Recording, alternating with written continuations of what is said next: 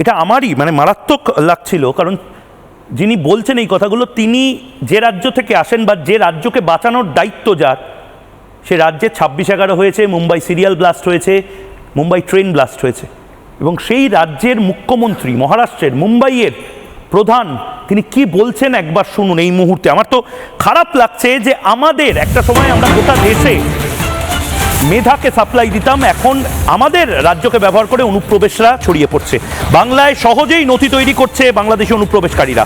বিপদ বাড়ছে গোটা দেশের, তৃণমূলের জন্য বিপদ বাড়ছে গোটা দেশের। প্রশ্ন, 26/11 কায়দায় জঙ্গি হামলার হ্যান্ডলারও তৈরি করছে আইএসআই এবং বাংলাদেশি অনুপ্রবেশকারীদের কাজে লাগানো হচ্ছে। যদি বাংলাদেশি অনুপ্রবেশকারীদের না আটকানো যায়, আরেকটা 26/11 হলেও হতে পারে। अच्छे मुसलमान भी हैं, इस देश पर प्यार करने वाले मुसलमान भी हैं। जिस प्रकार से